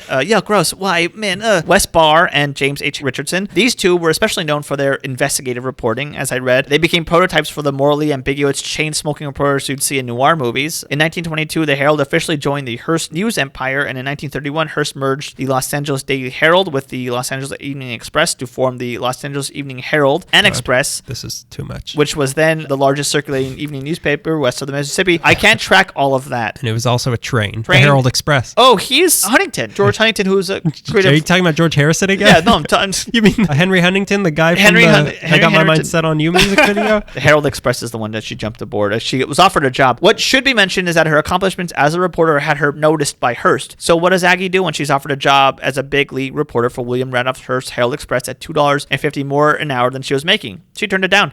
Two reasons. One was that at the short-staffed LA Record, she was getting more experience because, as we all know, in a smaller company, you just do more. You build more skills because there isn't enough people to do all this stuff. Yeah, I know. I've seen Mad Men. Dick Whitley. Do Whitman. Do Whitman. Also, she didn't have a car. Also, loser. Take the trolley, loser. Steal your husband's badge and take the trolley. I'm a reporter, I swear. Yeah, you a husband's reporter? You report on what's for dinner. What is for dinner? I'm really hungry, miss, please. The Herald Express staff was also cutthroat about their competitive reporting, and that made Aggie apprehensive about wanting to join the ranks. She still thought of herself as a little frog. Like, I can't make it. But it didn't matter, because in 1935, the Los Angeles Record was sold to the Illustrated Daily News, and some of her and her staff were the last ones to know about it. So she had to big league up. First, with the latest was the slogan of the Herald Express, which was just show you what her new schedule of deadlines was going to be like. It should be said that her first piece for the Herald was an interview with some female pilot, Amelia Earhart? No. That was her first interview. No. Hired as a general assignment reporter, little froggy Aggie Underwood paired up with photographer Perry Fowler, who was just as tough as she was. Together, the two covered fires and floods and accidents and weddings of the stars and morale cases of the stars and general mayhem. But Underwood and Fowler seemed to gravitate towards crime. Aggie said this: making our rounds like early morning milkmen, we hit up what was called the milk run, clearing up coverage of big and little crimes ranging from rapes and more rapes to robberies, burglaries, wife beatings, missing girls, matron major traffic accidents, drunk rollings, filmed brawls, and the complications that blot police report records. Which are the minor crimes in that one? I'm gonna say traffic accidents. I'm gonna say major traffic accidents are the and little movie things. fights or movie whatever. fights. Yeah, depends on the fight. It's a popular anecdote that in 1939 Aggie helped solve a crime. The fight between Robert Wagner and Natalie Wood. Some fight. Still can't figure out who won that. Helped solve a crime. She showed up to a scene of an accident on Angeles Crest Highway and met with Laurel Crawford, who said he had managed to flee his family's out-of-control car before it plunged 1,000 feet down an embankment. Unable to flee were his wife, his 3 kids, and a boarder in their home. Aggie noticed that his clothes and his demeanor were both a little too neat. When the sheriff asked her what she thought, she said these words, "Guilty as hell." Sure enough, the family had a $30,000 life insurance price on their heads that Daddy wanted. Daddy wanted double that indemnity. money. Yeah, well, not really, but yeah. Daddy indemnity. This is something I read from the LA Times. Aggie prided herself on giving murder cases catching names. In a moment of inspiration and calculation, the LA Times words, not mine, she dropped a white carnation on the body of a waitress who had been stabbed to death just to give the story the name The White Carnation Murder, which is a famous LA murder. When she told... very unethical. Well, she didn't kill her. Do what you want with her. She's dead. No, she's dead, which it sounds like from what I was reading, because the press was pretty much invited to a crime scene. It seemed like the cops were like, just do whatever you want. Jeez, I don't care. Clearly, I had not seen Nightcrawler. Neither have I, because it's dumb. Nightcrawler 2049. When she told her photographer to take a picture of her creation, a cop objected and Underwood smacked him with her purse. Which was filled with knives. Which is filled with crime scene evidence. Aggie took the big leagues of the Herald Express very seriously, and that meant, I suppose, becoming desensitized and cynical. She was quoted as saying, "I never sobbed a story in my life. I'm a reporter. As for weeping, I was too busy to think about hydraulics. I wanted to think about the phone with the verdict and the quotes, and I did." She was not afraid of cursing out public officials or getting into fistfights with uncooperative interviewees. Oh my God. Once even telling off a surly Frank Sinatra. I love this story. Is there any other kind? I mean, like... He did it his way. And now I'll do you my way. She once, this is a really good story, had her son and his friends in town, so she took them to the studio to meet some actors, and my old enemy, Mickey Rooney, was spotted, and she asked for a photo, and he was really dismissive and kind of in a rush, and he was rude, as he always is, because he's a creep, so she dismissed him. It's like, oh, never mind. And he's like, oh, yeah, sure, and he's like red in the face, and she's like, yeah, I'm sure. But they got a photo with the beautiful Loretta Young, who thanked Aggie and the boys for wanting a photo with her. Oh. That's how it's done, Rooney, you goon. Goonie. Mickey Goonie. She had a reputation for knowing the middle names, private phone numbers, and carefully guarded secrets of everyone from police chiefs to gangsters to starlets. She was I'd like to have her black book. It's just curse words. She was a frequent of the Tehachapi Women's Prison, which was a new thing, often interviewing the dangerous women of Los Angeles and offering the females' perspective on these crime stories. Aggie was far from a feminist. Her first line of her autobiography, her Call Me Ishmael, is, "I am no feminist." That's how the book starts. But she certainly gave women a chance to speak in what seems like a time when that was not usual. It felt like if the woman's sentence was too harsh for the crime, she would report a more sensitive side of the criminal story to aid her to get released early or have time reduced. It was once reported that Aggie hid a wanted murderess in her home while her daughter's Girl Scout troop met in order to keep the criminal and her story away from other reporters. Oh my God. Ethical as ever. Good mother. Good mother. Here's a line from an article from the LA Times, and I'll read it verbatim because it's so delightful. Mobster Mickey Cohen, Boyle Heights' own, which I wrote that, not them, called her every time he landed in jail to give her an exclusive and phoned when he was hungry for one of her spaghetti dinners. Which he ate with his hands to make sure that there were no knives in it. So, as I said, she worked as a general assignment reporter from 35 to 47. What happens in crime world Los Angeles in January of 1947, Daniel? Well, Mel Gibson? Yeah, that's it. Mel Gibson is born? He's a ghost every year on the highway. You will be visited PCH, by 3 Mel Gibsons. each with a different Mad sugar Max. bosoms remark. Mad Max, the Road Warrior, and Whitney Houston. Do you mean Tina Turner? Yep. Thank you. 1947, January. Well, the bisected bride of doom, Elizabeth Short, is found drained of blood and cut in half on 39th North. Actually, it's closer to Coliseum Street, but whatever. It is to this day the most notorious cold case in Los Angeles history. Aggie Underwood was called from, I think, a detective, and she was assigned to the case, and she, among with many other reporters, which was the problem in the case, claimed to have come up with the moniker the Black Dahlia. Did she put a flower on it, on the body? Where can I leave this? What half of the body can I leave this on? Oh, God. Because before that, it was referred to as the werewolf killings because there was a woman, cut in half. The Black Dahlia came later from the media. Could have been Lon Chaney. So according to Aggie, it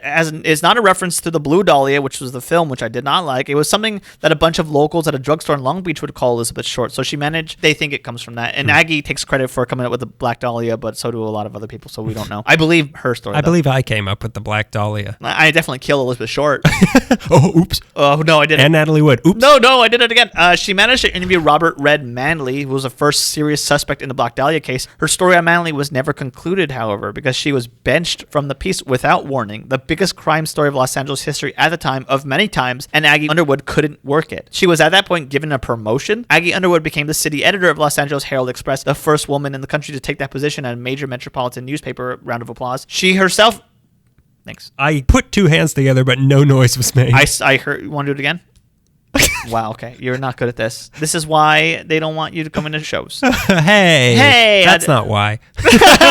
She herself never understood the timing of the promotion, and it straight up reads like a conspiracy, but the position was a big deal for her and a big deal for women working in journalism. But to Aggie, she wanted to work the Black Dahlia case. The Black Dahlia case is the one that got away. Later in life, her grandkids found out that she was... her Moby Dick. That's her Moby Dick, yeah. Her grandkids found out that she was a big deal later in life, and they asked her like what the name of the killer was. All she said was, "He's dead and it doesn't matter anymore." Wow. Yeah. She could have just been saying that in general terms. So. Yeah. When I read it, I had the same like, wow, she knows. As city editor, she was the boss that everyone loves because they're good at their job, but is also scared of. She killed him. Her? What if she killed the killer? Imagine. Yeah. I'd love to see that movie.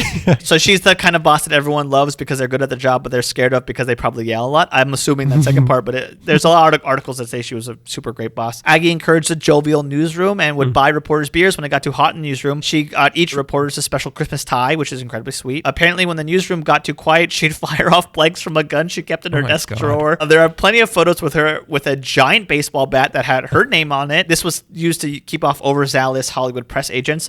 Later, as a joke, they gave her a cartoonish... Oh, that's not the joke? It gets funnier. They gave her a cartoonishly large bat that read, "To Aggie, keep swinging." It wasn't all baseball bats and guns. Her reporting was making her well known and respected. She won scores of awards, ranging from the most... Now that's a fun turn of phrase. Scores of awards. Scores of awards. Scores of awards. She won scores of awards. Hey there, She won stuff like Most Outstanding Woman in Journalism from the National Federation of Press Women to the Los Angeles Women's First Woman of the Year in Professional Journalism. She was named in the first edition of Who's Who of American Women in 1959, and Ralph Edwards featured her on his national TV show This Is Your Life, which must have been sad for an orphan. Like, do you remember this family that kicked you out? Aggie Underwood, This Is Your Life.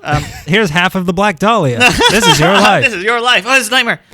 The audience is cats for some reason. I can't figure it out. I want to go home. My teeth keep falling out. The journalism world respected her, but not her management. She was bitter that not one Hearst executive ever said nice work over a story, but also she said this. No one said nice work, or even they never bought me ice cream cone on my birthday, so help me. That's sad. Yeah. I would have bought her all the ice cream cones. In the 60s, after the Herald Express merged with the LA Examiner and became the Herald Examiner, they abandoned their morning edition and left into the LA Times, which was disastrous since television was about to start giving the evening news away. Anyways, when the two Hearst papers merged, the Herald Express gang moved into the Examiner building on 11th Street and Broadway, and Underwood was moved upstairs as an assistant managing editor, which is not the same thing. She did that for about 4 years, which sounds really joyless and very un-Aggie-like. She wandered around, she said, like a half-assed executive, and after that feeling, after all she'd been through, that was enough. So in 1968, after 33 years of service and increasing circulation for the Hearst papers, she retired. They had a huge retirement party for her at the Hollywood Palladium, which was overflowing. They received telegrams from mayors and senators and governors and LBJ.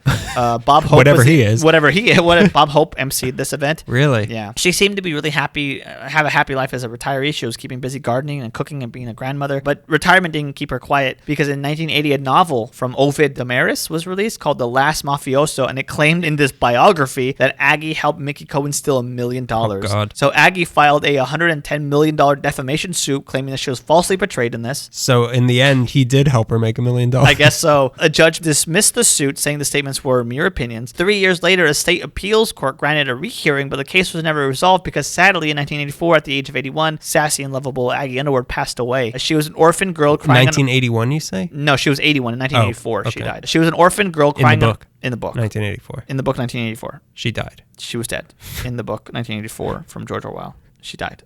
She was an orphan girl crying on a park bench who became the first female city editor of a major newspaper after her husband didn't want to give her money to buy silk stockings, and I love her. I want to give another short segment to another really great woman of LA crime stuff. My mom. My mommy. I'd like to give a shout out to Aggie's successor and biographer, a lady that I'm quite fond of, Joan Renner, who runs the Rage LA Crimes blog, which I have been smitten over for years. Didn't we see her at the thing? We did see her, when we went to the Cecil Hotel. Yeah, we saw her there. She was sitting a couple of seats away from us, and I kept wanting to say, like... During a meeting over Bob Hope's estate. Yeah, she was there. I kept wanting to say something. And the Black Dahlia was sitting. And the city council were cats too. Many entries ended up from her blog in the first with the latest, which Joan wrote about Aggie. Aggie's her hero. You may have seen her on some crime shows. She's made appearances on about 20 episodes of various ID Discovery Channel programs like Deadly Women, Evil Twins, Deadly Affairs, Evil Kid, Nightmare Next Door. I first encountered Miss Renner on the Raymond Chandler Esoteric Tour, and she mentioned that she was working with James Alroy and what turned out to be LAPD 53, and I followed her to Central Library talking at her like any male does about her love of crime, and I talked at her.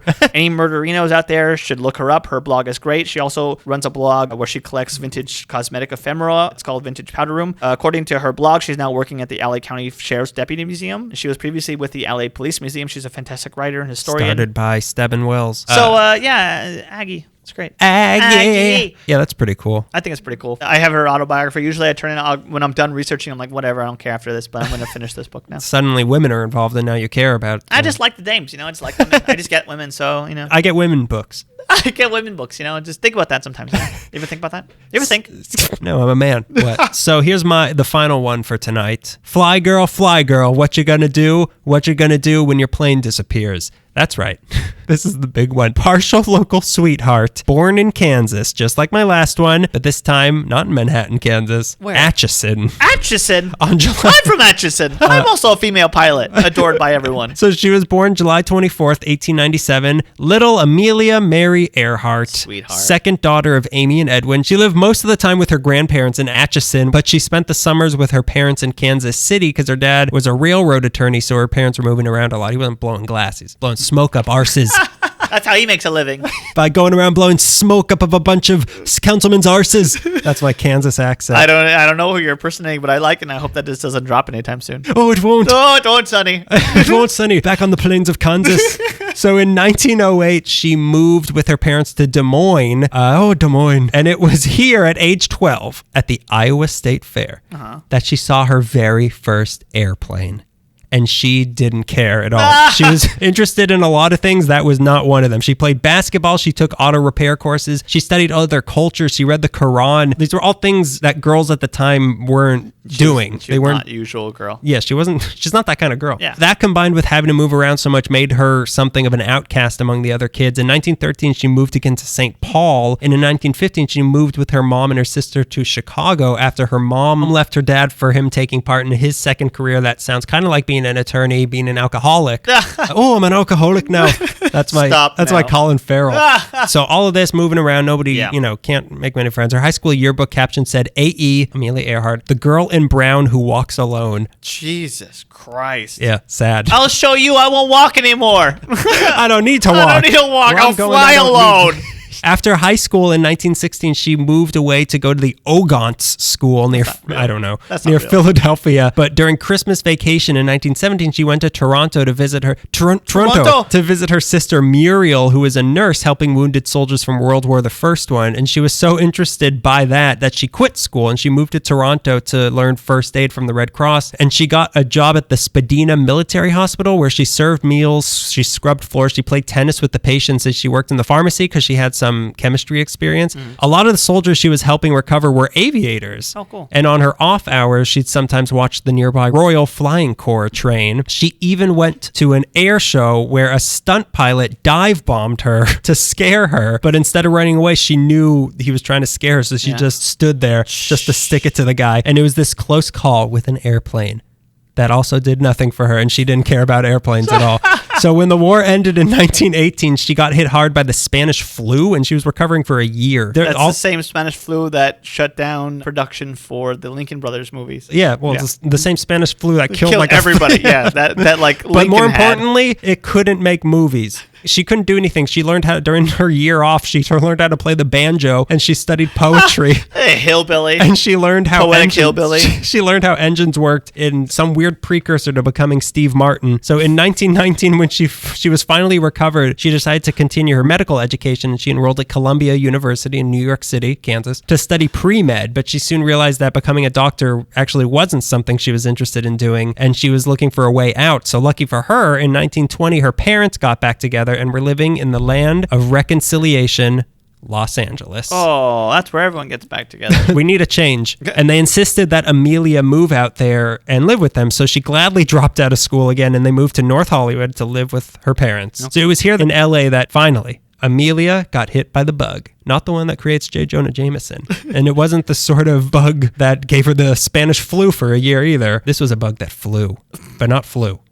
You know what I'm trying to say. It was a flu bug that gave her the flu. So on December 28th, 1920, her dad took her to the Winter Air Show at the dedication of Earl Doherty's. Oh, Doherty's, his new airfield. Oh my God, I regret encouraging this. In Long Beach. It was west of Long Beach Boulevard and south of Willow Street. So here something finally clicked in her mind and she finally got deeply interested in airplanes and she begged her dad. She saw these planes flying. She begged her dad, I want to go up in one of those things. So the next day he arranged for her to take a 10-minute flight for $10 with Frank Hawks at Rogers Field, which was at Wilshire and Fairfax, where Biggie would eventually be shot by an airplane like in North by Northwest.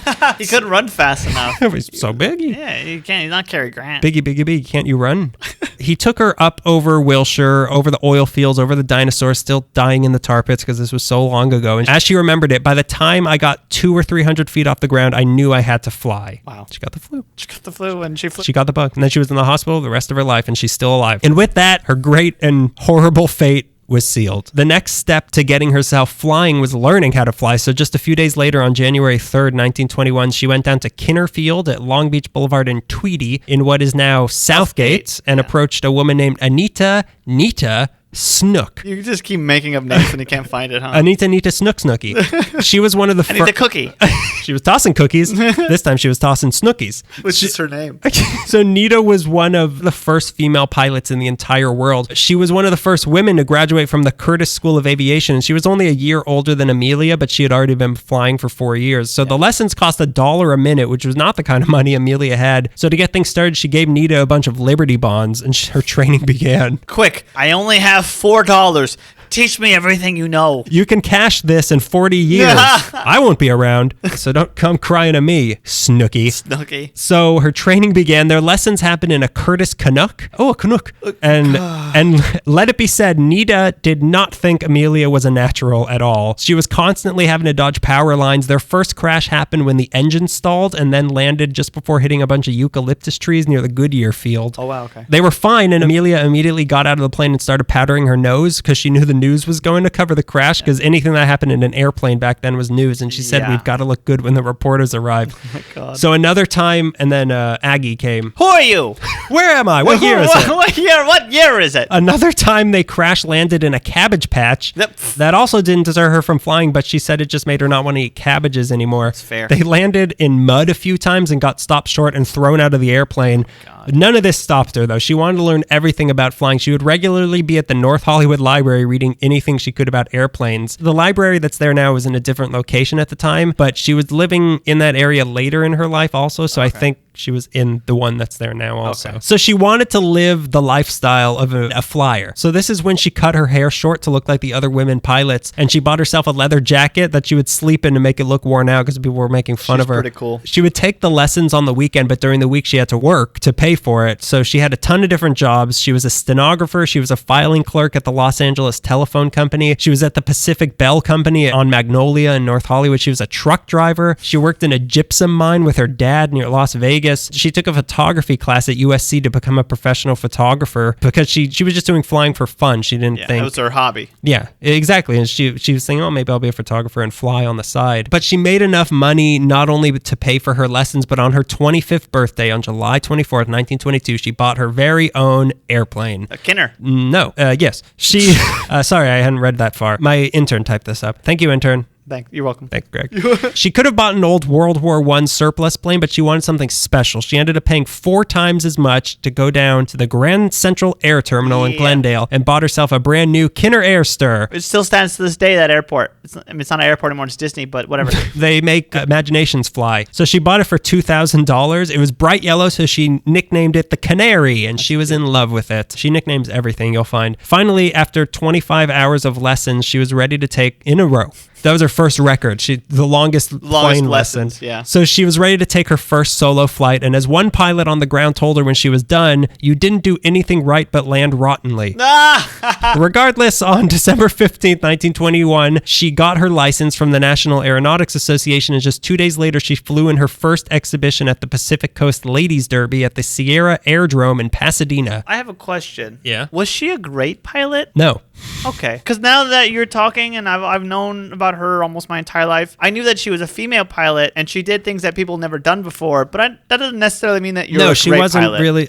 I'll get into it a little bit more, but Okay. she was an average pilot. Okay. She didn't win these derby. Like, she wasn't winning Yeah, these that's what things. now that you said that, I'm like, oh, I don't know if she was Yeah, an awesome she was a- pilot. she was a pilot. She was a pilot who was Yeah. a female, and she did things that no one done before. She was a trailblazing pilot, Yeah. chemtrailblazing pilot, if you believe Roseanne, which I do. She and Nita had become good friends and went on double dates together, Snooki. But in August 1922, Nita had a son, and too many of her pilot friends had died in plane crashes, and she knew her luck would eventually run out, so she wanted to be around her son. So she quit flying, so Amelia's lessons transferred over to a guy named Johnny Montijo, That is a name. who did stunts for Goldwyn Studio and gave lessons at a field across from Kinnerfield. But this was perfect for Amelia because she wanted to learn advanced flying techniques and emergency maneuvers. And Monty, being a stunt pilot, that's what he was able to offer her. And pretty quickly, she started getting more daring. Just a couple months later, on October 22nd, 1922, she flew in an air meet at Rogers Field and became the first woman to fly solo above 14,000 feet, which was actually extremely dangerous because when she was up there, her engine stalled. Jesus. And she had to go into a tailspin to get down, and there was a ton of fog. So she pulled up right after the fog. But if the fog had been lower, she would have crashed into the ground. Directly into the ground. Yeah, great pilot. Then on May 16th, 1923, she got pilot license number 6017 from the Fédération Aéronautique Internationale. She was just the 16th woman ever to do so. So now she was eligible to compete in international competitions. She joined the Long Beach Air Circus. Hey, that's cool. I would like to have that shirt.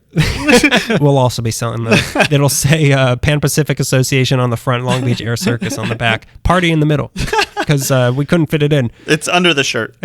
You're wearing it. Says against it on your the chest. tag. Yeah, it says it on the tag. You're the party. So in March 1923, she was in the ladies sports plane special at the air rodeo at the Glendale airport. But by May of 1924, her family was running out of money and she was forced to sell the Canary that she loved so much to support Canary. them. Strangely, Amelia never had any serious accidents the entire time that she'd been flying. But the guy who bought the Canary, on his first flight in it, he crashed it and died. Oh my golly. Curse. You win this time, Amelia. So the airplane money wasn't enough anyway, and her parents divorced again, and Amelia moved cross-country with her mom to Boston, which had to have been pleasant, and thus ended her first stint in LA. She tried in 1925 to go back to Columbia, but she ran out of money again, so she got a job as a teacher and then moved back to Boston in 1927 to be a social worker at the Dennison House, which was a woman-run settlement house for immigrants, and she taught English to people from Syria and China. But destiny couldn't keep her away from planes for very long. 1928, a pilot/flight promoter named Hilton H. Rayleigh had a plane named Friendship, and he wanted to make a splash, hopefully not take a splash. Yeah, that's two different things. He wanted to make a splash by finding the first woman to fly across the Atlantic, just like Charles Lindbergh did. Word got out that there was a woman who could fly living in Boston, and just her luck, she kind of looked like Charles Lindbergh too. So in April 1928, she does. Yeah, I get you're right. They're both cute girls. So Lindbergh's a cute tall girl. in April 1928, Rayleigh asked her if she was interested, and she responded yes immediately, but it turned out to not be what she thought. She wasn't going to be flying the plane. She was just going to be the first female passenger on a transatlantic flight. That's not the same thing. No, in Friendship were Wilmer Stoltz flying, Lou Gordon as the mechanic, and Amelia Earhart, as she put it, a sack of potatoes. They left from Watcher of the gas. Make sure there's no one else coming.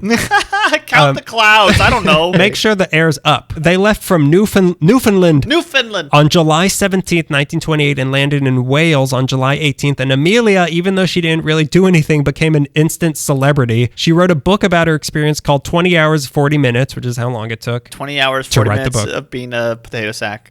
My Life as a Potato Potato sack. And other musings. With this book, she toured around the country giving lectures about her experience, and she became more and more famous. Managing her publicity tour was a writer named George Putnam, who saw the potential of a female pilot as a great story. He also saw the potential of a female pilot as a great wife. He fell in love with Amelia, and Amelia had no interest at all. Are you a plane? I only don't- love planes. I only love planes, and also only that barely for most of the time. Also, George was already married to the heiress of the Crayola Company. You can't erase a Crayola. But in 1929, he divorced her to pursue Amelia, who wasn't interested in getting married to anybody at all. She said of the whole thing, I think I may not ever be able to see marriage except as a cage until I am unfit to work or fly or be active. And of course, I wouldn't be desirable then. I respect all of the things that she just said. She's cold-hearted. Get married. He divorced his wife. You better marry him, you Lindbergh-looking lady. He threw out all his Crayolas or something I for saw- you. I only read half the article. So, least of all, she didn't want to marry her publicity guy who didn't even like flying. Nevertheless, he persisted in asking her to marry him 5 times, and every single time she said no. I hate this guy. Then finally he asked her again in the most romantic place on earth, the Lockheed plant in Burbank, and she finally said, okay, I guess. Fine. But she wrote to him saying, I want you to understand, I shall not hold you to any medieval code of faithfulness to me, nor shall I consider myself bound to you similarly. So I'm going to say definitively that they were swingers. She wouldn't take his name either for publicity reasons. She also said if in a year they were unhappy, they're getting a divorce. So with those timeless vows, they got... Hey, save it for our wedding day. So they got married in Connecticut on February 7th, 1931. They didn't have a ring, so they had to borrow his mom's. Romances. L is for the way you look at planes. L is for the way you look at me. Don't look at me. Don't look at me. O is, oh no, I don't love you. In 1934, the happy, I guess, couple moved back to Los Angeles into a bungalow in North Hollywood. But in 1935, George became the head of the editorial department at Paramount Studios. So they had a little more money and moved to 10042 Valley Spring Lane in Toluca Lake. The house is still there. They were some of the first people to buy property in Toluca Lake. They chose that area because the best planes in the world were being built by Lockheed in Burbank, and she wanted to be near the action, but also because they'd be near a friend of hers, Paul Mantz, who was a Hollywood stunt pilot that gave her technical advice, and also it's a nice area. Yeah. She used to golf at the Lakeside Golf Club. But enough about her weird love life. Let's get back to her personal achievements, the things she actually loved. Yeah. In August 1929, she bought a brand new single-engine red Lockheed Vega 5B that she nicknamed Old Bessie. Ace pilot she was. She placed 3rd in the first Santa Monica to Cleveland Women's Air Derby. Hey, that's in the box. She placed. Will Rogers called this race the Powder Puff Derby. On July 5th, 1930, she set the women's flying speed record at 181.18 miles per hour. 1931, she set the autogyro height record at 18,415 feet. Wow. Then in 1932, she decided to live up to the nickname people gave her of Lady Lindy and match Lindbergh's achievement from 5 years earlier of flying across the Atlantic solo, but this time as a woman and not racist. So on May 20th, 1930... Which is an achievement. We should not dismiss it as a also joke. in the box. The Also first in the woman box. not to be racist, Amelia Earhart. So on May 20th, 1932, the anniversary of Lindbergh's flight, she set out from Newfoundland Newfoundland. in her my accent's better, in her Vega, and she headed toward Paris. Texas. Across the Atlantic. The first transatlantic flight from Canada to Texas. The weather was so bad that at a certain point, ice started forming over her wings, and she dropped 3,000 feet before she could correct herself towards the ocean. Also, she got lost along the way in some thick clouds, and when she finally found land, she ended up parked in a field of cows in North Ireland. North Ireland! It's not better than mine. It's about the same, though. I wish that scare where she almost hit the ocean would have taught her a lesson. Hey, don't hit the ocean. The ocean hits back. So she landed in North Ireland around a bunch of cows the next day. She wasn't in Paris, but she did cross the Atlantic solo, and in record time also. It took her 14 hours, 56 minutes. The first woman to have ever done this and the second person ever to have done this alone. Great. She was awarded the Distinguished Flying Cross for this, becoming the first woman ever to receive that. But 1932 wasn't over for her, as she also became the first woman to fly solo across the U.S. from L.A. to Newark. Then in 1933, she did that same trip again in the national air races, but even faster. Still a bad pilot. On January 11th... I was just about to say, it sounds like she's a good pilot. I don't know. She sounds like a fast pilot, which I appreciate. If there's She's one thing that's fast. safe about flying, it's being fast. It's being really fast. So on January 11th, 1935, she flew alone for 17 hours and 7 minutes from Honolulu to Oakland, making her the first person to fly from Hawaii to the American mainland, the first person to fly anywhere solo in the Pacific, and the first person to have ever flown solo across both the Pacific and the Atlantic, all in one trip. That was one trip? Yeah. Then later that year, she became the first person to fly solo from LA to Mexico City, and then from Mexico City to Newark, which are kind of, these records are kind of getting like, well, I flew from the middle of Texas. Yeah, I was the first person to ever fly from the bottom of Canada to the top of Mexico. First person. Write it down. First person on a Tuesday, that is. The flying didn't go unnoticed. She was a huge celebrity during all this. She was on the cover of Vogue in 1932. She was in a place of honor at the 1932 LA Olympics, sitting with Fay Wray and Douglas Fairbanks, who was King Kong of his own. She had an endorsement deal with Lucky Strike. Again, I've seen Mad Men. I know what that is. It makes sense now. I get Dick Whitley. I get Do Whitley smoking. Do Whitman. In 1933, partly to try to recoup the money after her Atlantic flight, she started a clothing line. Did you know that? I didn't. I had no idea. She personally designed 25 outfits of dresses and shirts. The tag had her signature in black writing over the image of a red airplane. That's great. Some of the clothes were made out of things like parachute silk, and maybe the Aggie wanted some of that. She loves silk. And also airplane wing material, and the buttons were shaped like propellers. All of that sounds great. Yeah, they sold at Macy's, and it did not last long, but it sounds really nice. I bet they're worth like millions. If any of those now still exist, well, I mean, they're probably all missing, everything of hers. She had a box of it, the last box. She took it all with her on her flight. I'm going to be the first person to fly their own clothing line all around the world. Write an article about me. Do a podcast about me. What's that? In 1934, the Fashion Designers of America named her one of the 10 best dressed women in America. She also had a line of luggage that was still selling into the 90s. She had a personal photographer named Albert Bresnik. She wrote a book called The Fun of It, but it wasn't all just about her. She actively encouraged people to give flying a try, either commercially or for fun. She was made aviation editor for Cosmopolitan magazine and was a promoter for what would become TWA, and she was also vice president of National Airways. More specifically, she promoted women's rights and encouraged women to try flying and not to accept the careers that society was forcing on them. In 1929, she founded and became the first president of the 99s, which is an international organization for women pilots, named because out of the 285 licensed female pilots in the U.S., 99 of them joined when they were asked. In 1935, she even became a visiting professor in aeronautics and female career consultant at Purdue University. She used her celebrity to inspire women by proving in front of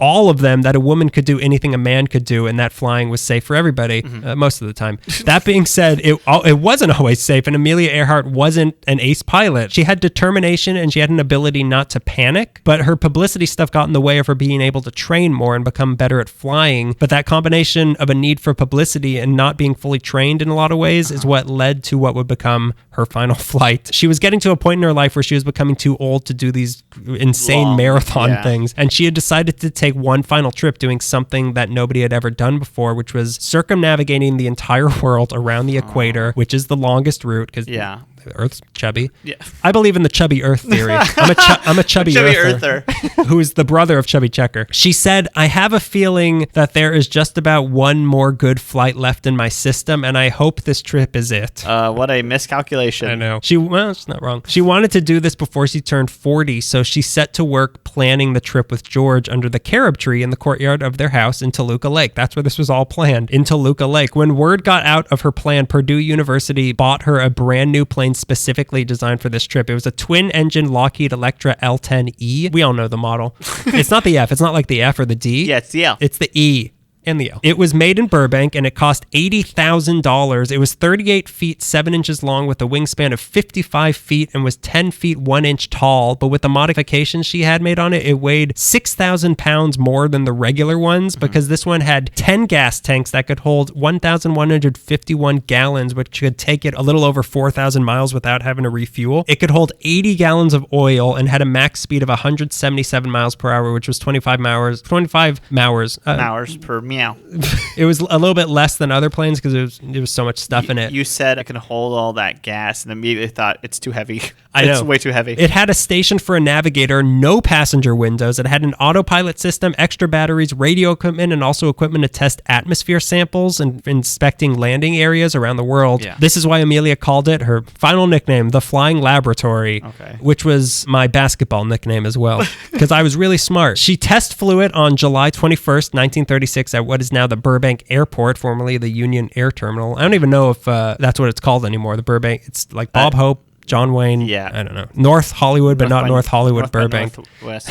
I've heard it called Bob Hope before, but I don't know if It used to be Bob Hope. Okay. We all used to be Bob Hope. Yeah. Bob Hopeless. A new Bob Hope. A new Hope Airport. Keep going. No. No! So she tried it out. It was up to her standards. And then a few more months of planning, she departed from Burbank Airport. There's a video of her leaving on this flight. Left for her trip's official starting destination of Oakland. The plan was to head west from there to Hawaii and then beyond. With her was her friend Paul Mance as technical advisor, her navigator Fred Noonan, and another guy named Harry Manning. And on March 17th, 1937, they departed Oakland for Hawaii. 4 of them did? You'll see. Okay. Immediately, they started having trouble with the plane, and they had to stop at Luke Field in Pearl Harbor. They had a bunch of Japanese planes following them. Then while they were there, the weather conditions changed, and that made the route they planned seem less possible. Then they tried to take off again on March 20th. They crashed before they could leave the airfield, and that was the end of the trip.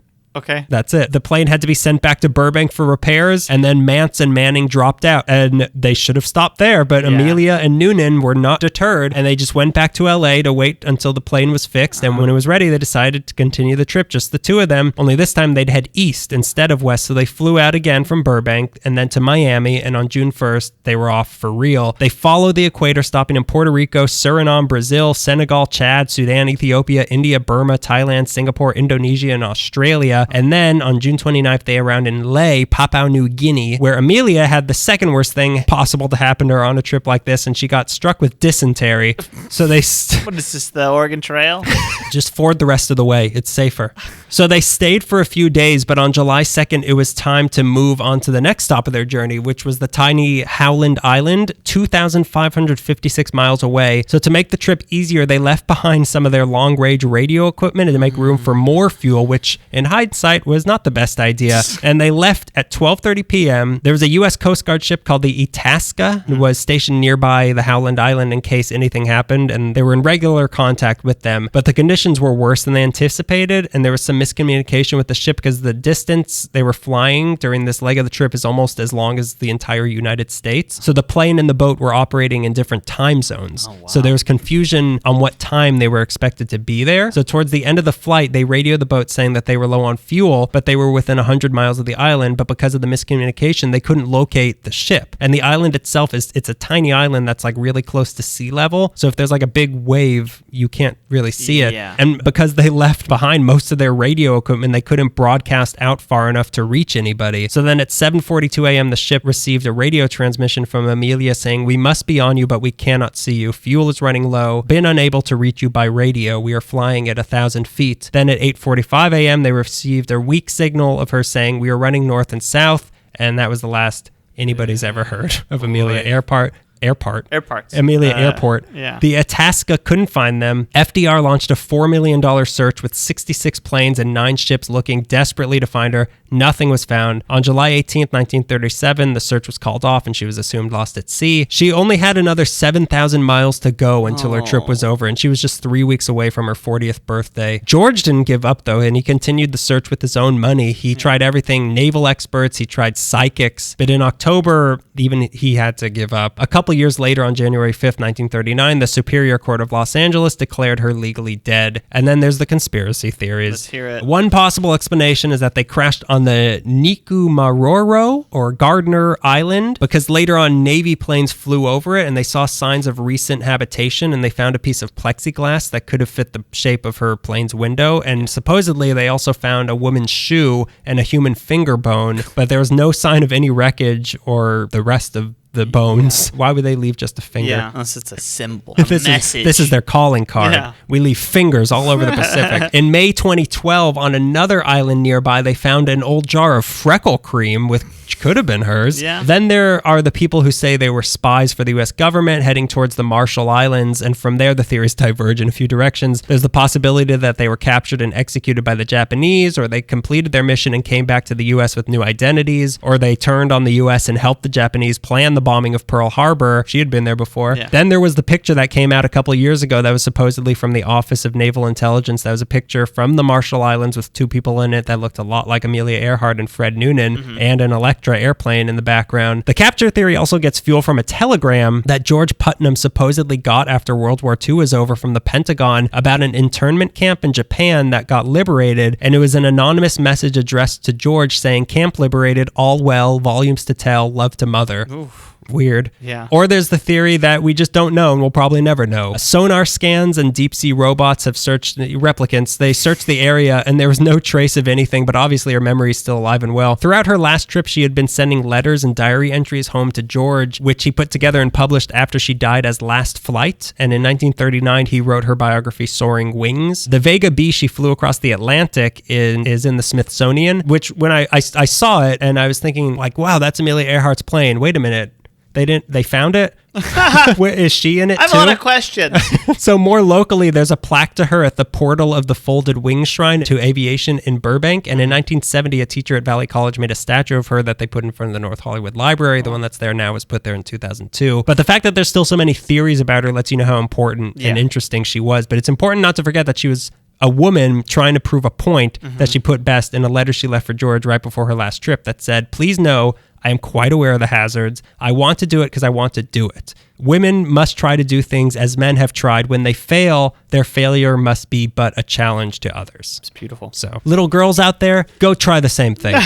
Go try to find the equator. The little 9-year-old and 11-year-old, you two should fly around the world. Around the world. You can do it now. She was so progressive, I didn't realize how, like, not anti-marriage necessarily, but kind of anti-marriage. Yeah, she had an obsession, and marriage didn't fit into that. Yeah, no, I'm going to learn how to fly this damn thing. Yeah. I didn't know about the conspiracies until maybe like 2 or 3 years Really? ago. Yeah, I thought it was, everyone just kind of shook hands and agreed that she disappeared into the ocean, and then people were like, well, actually, she might have been in a cave somewhere. I mean, it's just so, the ocean is just so big, it's so hard to comprehend that you could just disappear into it, but you so easily could. We saw that a couple years ago with that the flight. The full flight of, Which, by the way, airplane. is my worst nightmare, to be too. lost at sea. Oh, Don't ever let me get lost at sea. Even when you're talking right now about the island that was at sea level, I'm like, a rogue wave could wipe it out. Yeah. Can you imagine being on land and then suddenly you're underwater and you're just drifting out in the ocean, and you were still talking. I've always liked her. Me too. She just looks cool. She does look really cool. And because her time is sort of limited as when she was popular, she's always had one look, and I like that a lot. It's very you can recognize We never her. saw her get weird looking. We never saw her get weird looking or go for like a long hair phase. Yeah. We never saw her Sergeant Pepper look. We didn't go through the revolver years of Amelia Earhart. But yeah, it's weird to think that, like, if she, I don't know, I mean, you could think that about any of these people who died young, but she could have been alive when we were alive. Yeah. Or maybe she was. Who knows? She might still be alive. Yeah.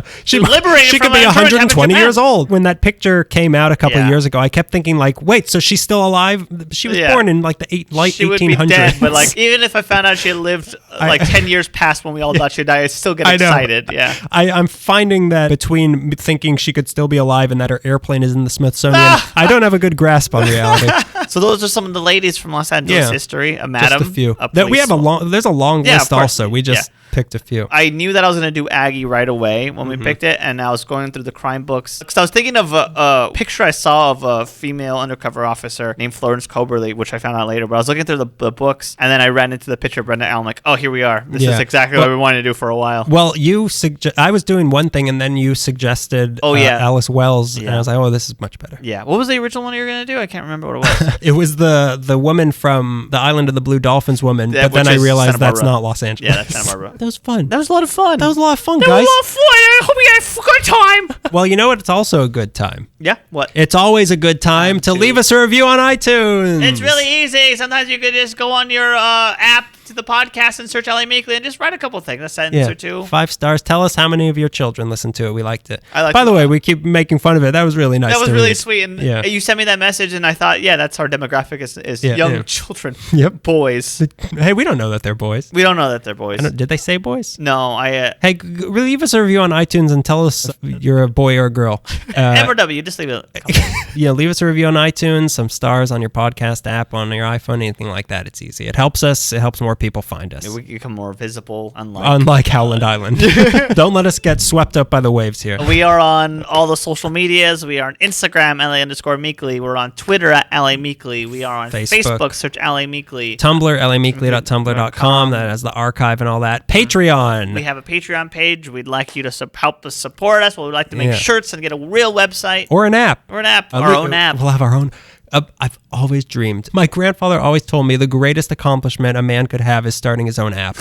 I don't care what it does. If you could throw a donut through a basketball hoop and some sort of game. If you could slice through fruit, I don't know. Just reinvent Scrabble. Just keep doing that. Patreon, we have stuff like postcards. We've been sending postcards out to people. We have Instax. We take pictures of me and Daniel at different places. There's a certain level where if you do it, we'll give you a little special bonus thing every month. No one's done it yet, so thank God. They won't know, yeah. If you have a question, comment, or anything like that, email us. la.meekly@gmail.com. If you want to be the subject of a field trip episode or know someone who would be a good subject, also email us. Yeah, email us. We just did one with the Mystic Museum, which was a lot of fun. Yeah, and we have a really fun one coming up this month also with the Breakfast Club. Super excited for that to come out because I remember recording it and a cat tried to get out of a bag and they shoved them back in and it was all giggles after that. It was graphically shoving that cat in the bag. Cartoonishly shoving that cat back in the bag. That cat, by the way, very healthy. Good. We'll talk more about that. Yeah. We'll have another update on the healthy cat. Yeah, healthy cat, which is its name now. That darn cat, or whatever comic you were talking about before that George Harrison was in. Crazy cat. Until next time, pets. Which is pets, little kids, don't forget. Until next time, the shadow knows. The shadow knows it's pets. Oh, I forgot to give a shout out to my mom, who's a wonderful woman. Thank you for all the support and love and all that stuff. Thank you. Well, yeah, my mom too, okay? She doesn't know. I was talking about your mom. Hey. Hey! Oh, your mom. Anything else? That's it. That's it. That's it for us. That's it for us. See you in pets. See you in Pet Month. So that's been this episode of LA Meekly. The biggest thing since 2013, since 5 lobsters. That makes sense. Yeah, I like it.